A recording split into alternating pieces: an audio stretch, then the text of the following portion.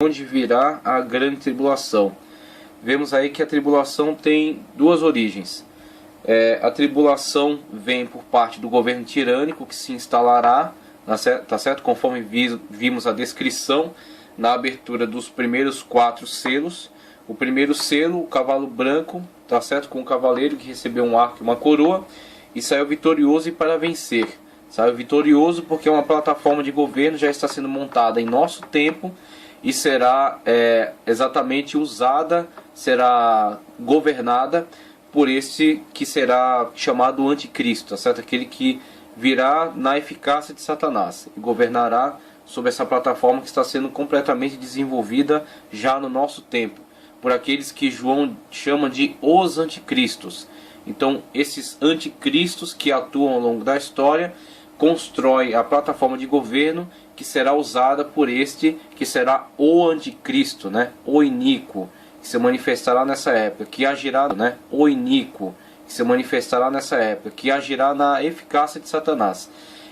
Temos então a origem da tribulação nessa questão do governo que se instaurará na terra após o arrebatamento da igreja, o governo do anticristo, a eficácia de Satanás através dele, tá certo? O anticristo na área política e também o falso profeta na área religiosa. E aí temos um texto que está sendo citado aí, o estabelecimento da religião universal do anticristo. Apocalipse 17, que diz: E veio um dos 7 anjos que tinha 7 taças e falou comigo, dizendo-me: Vem, mostrar-te-ei a condenação da grande prostituta que está assentada sobre muitas águas, com a qual se prostituíram os reis da terra, e os que habitam na terra se embebedaram do vinho da sua prostituição. E levou-me em espírito a um deserto, e vi uma mulher assentada sobre uma besta de cor escarlata, e estava cheia de nomes de blasfêmia, e tinha 7 cabeças e 10 chifres. E a mulher estava vestida de púrpura e de escarlata, e adornada com ouro, e pérolas preciosas, e pérolas. E tinha na sua mão um cálice de ouro cheio das abominações e da imundícia da sua prostituição. E na sua testa estava escrito o nome: Mistério, a grande Babilônia, a mãe das prostituições e abominações da terra. E vi que a mulher estava embriagada do sangue dos santos e do sangue das testemunhas de Jesus.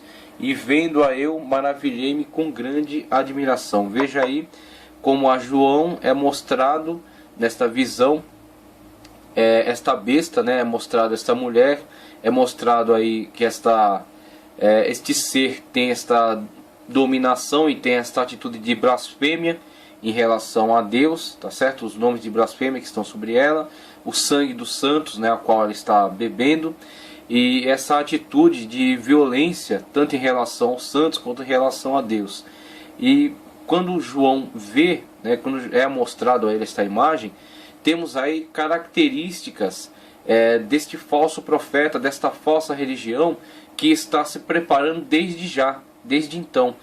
Há uma preparação política, há uma preparação tecnológica e há uma preparação religiosa, no sentido da unificação de todas as religiões, tá certo? O cancelamento das suas individualidades, tá certo? Para a fusão de todos esses credos, a fusão de todos esses conceitos, através da aproximação por meio do sincretismo, tá certo? E esse sincretismo que hoje trabalha apenas por cima, quando da ascensão do governo do anticristo, não será uma opção, e sim uma imposição. O sacerdote do anticristo, tá certo?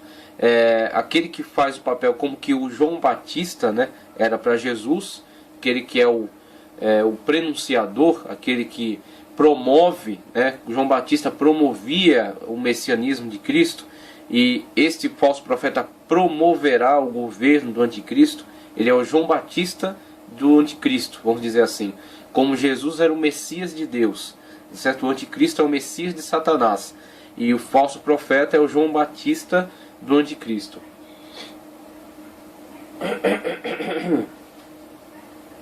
Vemos então aí a plataforma de governo, como se expandirá, né? Como alcançará todas as áreas, quer na área militar, na área política, na área econômica. Vimos aí, por exemplo,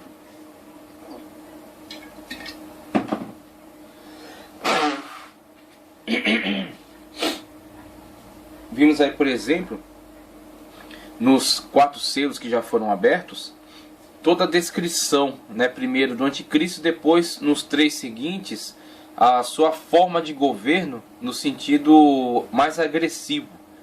Então temos aí o cavalo vermelho, o preto, o amarelo, significando morte, escassez, né, controle absoluto da alimentação, controle sobre aquilo que é mais essencial, né, para a sociedade. E vimos aí pestes, por exemplo. Então, Cristo promoverá uma falsa paz para aqueles que aderirem a ele, aceitarem o seu sinal, a sua marca, mas promoverá também perseguição e violência contra aqueles que recusarem. E aí, exatamente aqueles que ficarem do arrebatamento, né, que são tipificados como que as espigas caídas da grande colheita. A grande colheita é o arrebatamento da igreja. As espigas caídas, aqueles que ficaram da colheita. Ok?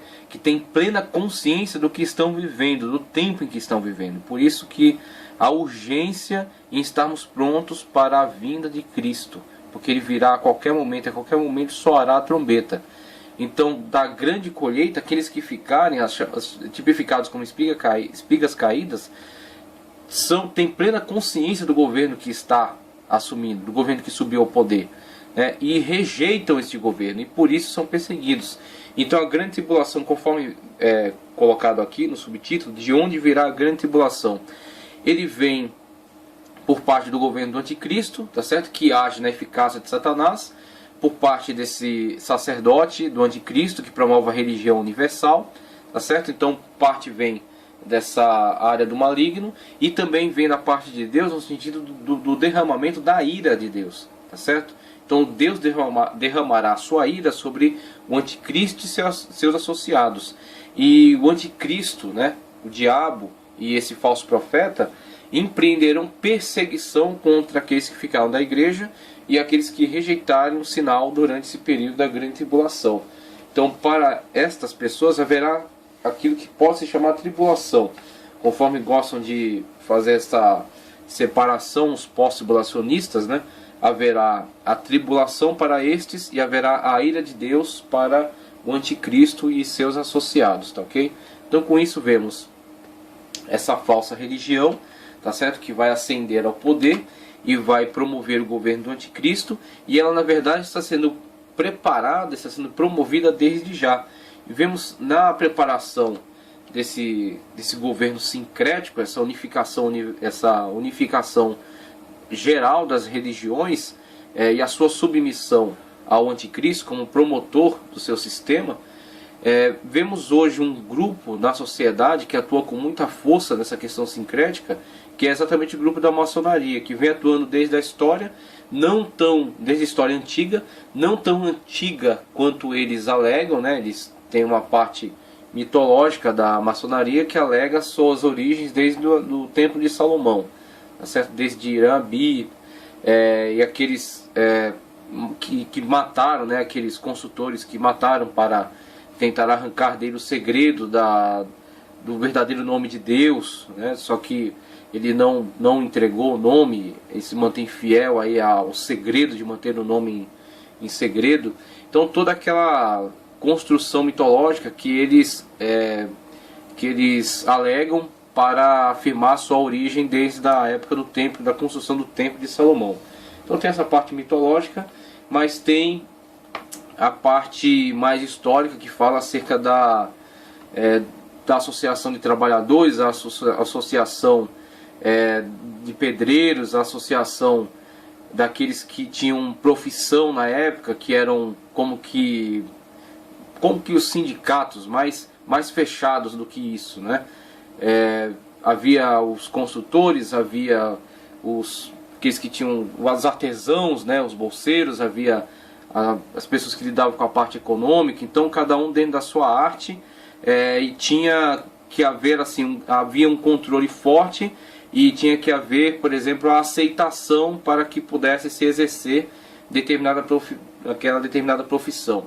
Por exemplo, construtores de catedrais, né? Como haviam aí os grandes engenheiros da época eram os pedreiros, aqueles que tinham a arte de construir essas grandes catedrais. E para poder exercer essa profissão era tinha que haver uma autorização, tinha que haver aí uma permissão, né? Então essas grandes associações de trabalhadores, associações de artífices, foram a base que formou a futura maçonaria, que será a maçonaria esotérica, a maçonaria filosófica, mas que começa com uma associação de fato de trabalhadores que se associam para se autoajudar, né? Se associam para terem aí se fortalecerem, né? Se fortalecerem dentro das suas profissões. Haver uma ordem, haver uma organização, tá certo? Haver um controle e haver também uma ajuda mútua entre eles. Então a maçonaria busca suas origens nessa coisa mais prática, e depois ela se torna uma maçonaria envolvida mais com questões pagãs, esotéricas, ocultistas, filosóficas, como a maçonaria francesa, que vai se tornar mais filosófica, deísta até, né? E as outras maçonarias de um conceito, mesmo que sejam sincretistas, mas são teístas, creem em Deus, né? Creem em Deus. Agora, não necessariamente tem fidelidade a um Deus, a uma fé, a um credo religioso, né? Tem uma miscigenação, um sincretismo de credos religiosos que são associados e são então trabalhados dentro aí dessa questão da loja maçônica, né? Aí também tem essa questão sincrética de unificar as religiões, e tem uma questão bem misteriosa dentro dos graus aí da maçonaria, que fala de um ser, né, que está acima até desses outros credos religiosos. Nenhum credo religioso é mais importante que o outro dentro da maçonaria. São todos igualados, são colocados no mesmo patamar, e este ser, sim, é colocado acima de todos esses credos religiosos.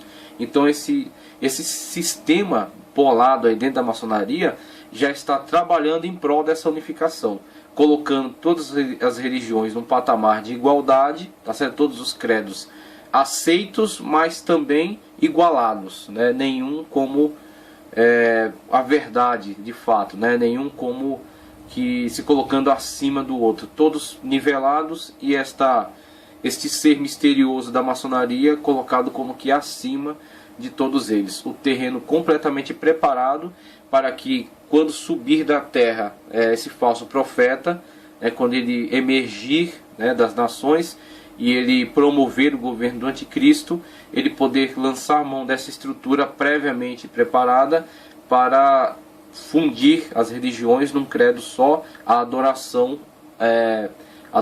ao diabo por meio do anticristo. Claro que no seu levante não vão se declarar desta maneira, mas será isso, né? O diabo, agindo através do anticristo, agindo através do falso profeta, promoverá essa religião universal e vinculará todos a si mesmo, tá certo? Através disso que está sendo já operado hoje. Então veja, desde a sua fundação, a maçonaria tem encabeçado esse projeto satânico de reunir os credos debaixo de um governo.